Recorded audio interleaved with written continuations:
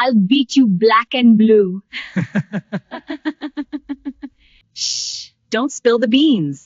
It means don't tell the secret. Hit the books.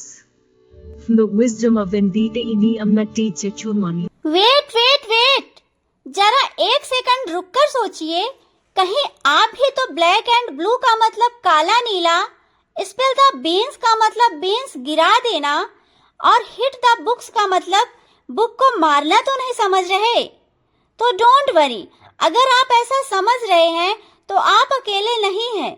ये problem हम सबके साथ हो रही है। अभी जो आपने क्लिप्स देखे, ये इंग्लिश के सबसे कॉमन इडियम्स हैं। प्रॉब्लम ये नहीं कि हम इंग्लिश नहीं जानते, प्रॉब्लम ये है कि हम इनका रियल मीनिंग ही नहीं जानते। तो चलिए परफेक्ट इंग्लिश के लिए आज कुछ कॉमन इंग्लिश इडियम्स सिंपल और सही मीनिंग के साथ सीखते हैं। आज का पहला इडियम है I'll beat you black and blue. Black and blue. Black and blue का हिंदी मीन्स होता है बहुत ज्यादा घायल होना, चोट लग जाना या नीले काले निशान पड़ जाना। अब देखते हैं इनका यूज कैसे करते हैं। जैसे उसे बुरी तरह पीटा गया, इसे कैसे बोलेंगे? He was beaten black and blue. He was beaten black and blue.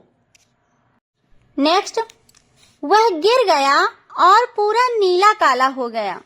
Sentence को ध्यान से देखिए, इसमें पहले बताया जा रहा है कि वह गिर गया और उसके बाद क्या हो गया?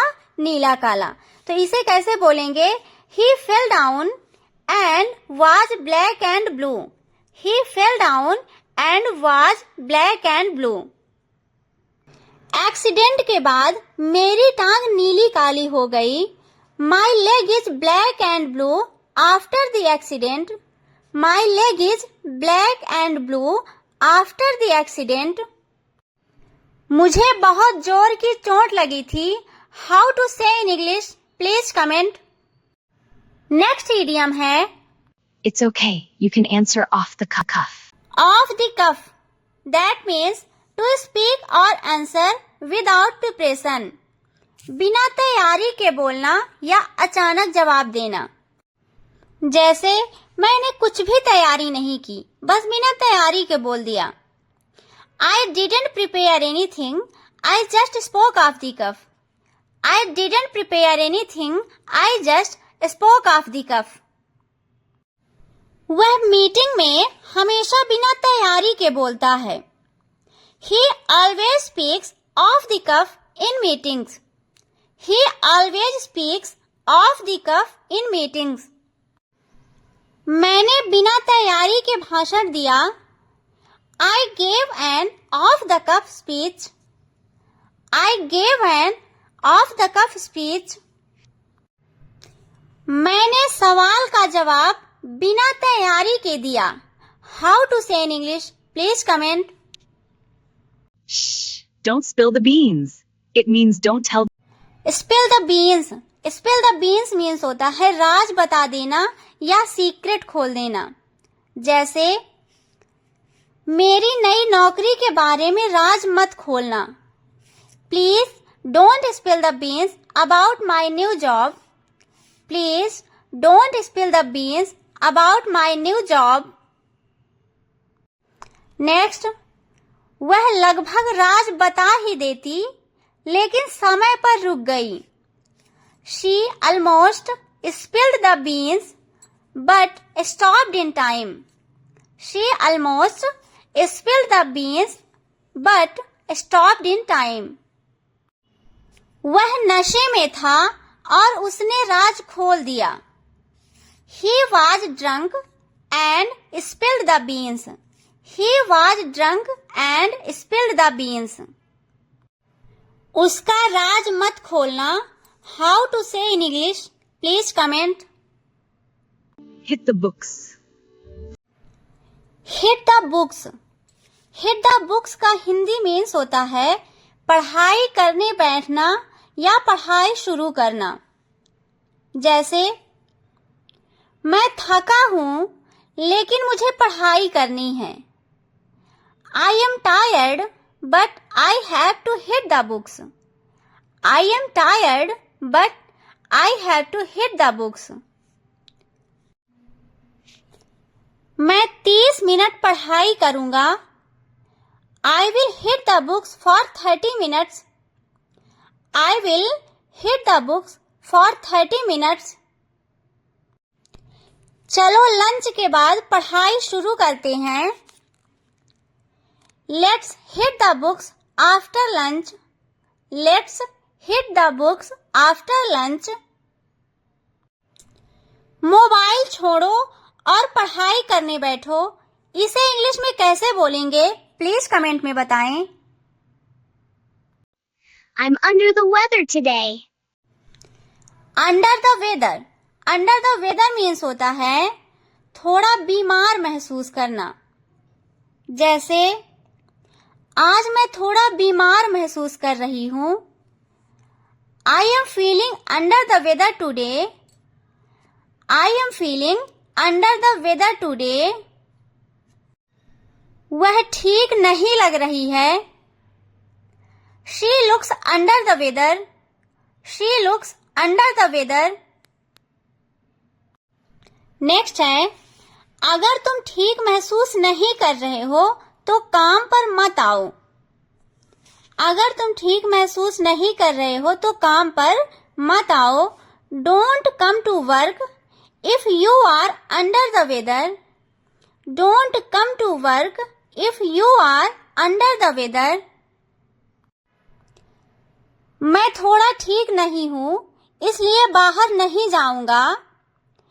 I am a bit under the weather, so I won't go out. I am a bit under the weather, so I won't go out. वह थोड़ा बीमार महसूस कर रही थी. इसे इंग्लिश में कैसे बोलेंगे? प्लीज कमेंट में बताएं. Let's take a rain check. Rain check. Rain check means होता है अभी नहीं बाद में करेंगे. मतलब किसी काम को टालना. उस काम को हम टाल कर क्या बोल रहे हैं कि ये काम हम अभी नहीं बाद में करेंगे. जैसे आज मैं फ्री नहीं हूँ, क्या हम बाद में करें? I am not free today. Can I take a rain check? I am not free today. Can I take a rain check? क्या हम अपनी मीटिंग बाद में करें? Can we rain check our meeting? Can we rain check our meeting? क्या हम आज dinner बाद में करेंगे? Can we take a rain check on dinner tonight? Can we take a rain check on dinner tonight? मैं अभी busy हूँ, बाद में करेंगे. How to say in English? Please comment. Better late than never. It means it's better. Better late than never. इसका means है देर से सही पर ना करने से बेहतर, जिसे हम नॉर्मली बोलते हैं देर आए दुरुस्त आए. अब चलिए इसका यूज देखते हैं. जैसे तुम आखिर आ ही गए, देर से सही पर अच्छा है. You finally came. Better late than never. You finally came. Better late than never. उसने बाद में फोन किया, देर से सही पर ठीक है. He called me back. Better late than never. He called me back. Better late than never. मैंने काम पूरा कर लिया, देर से सही पर अच्छा है. I finished the work. Better late than never. I finished the work. Better late than never. Oh, now we see eye to eye. See eye to eye. See eye to eye का means होता है पूरी तरह से सहमत होना. जैसे मैं इस बात पर आपसे पूरी तरह सहमत हूँ. I see eye to eye with you on this. I see eye to eye with you on this. वे नए प्रोजेक्ट पर पूरी तरह से सहमत हैं। They see eye to eye on the new project. They see eye to eye on the new project. क्या तुम अपने टीचर से सहमत हो? Do you see eye to eye with your teacher? Do you see eye to eye with your teacher? मैं आपसे पूरी तरह से सहमत हूँ। इसे इंग्लिश में कैसे बोलेंगे प्लीज कमेंट में बताएं। आई होप आज का वीडियो आपके लिए बहुत ही हेल्पफुल होगा। प्लीज कमेंट में बता दिया करें जिससे मैं और अच्छा सा अच्छा कंटेंट देने की कोशिश करूं। बस लास्ट में इतना ध्यान रखिएगा, स्पिल द बीन्स का मतलब होता है राज खोल देना। ऑफ द कफ का मीन्स होता है बिना तैयारी के बोलना। हिट द बुक्स पढ़ाई शुरू करना। अंडर द वेदर थोड़ा बीमार महसूस करना।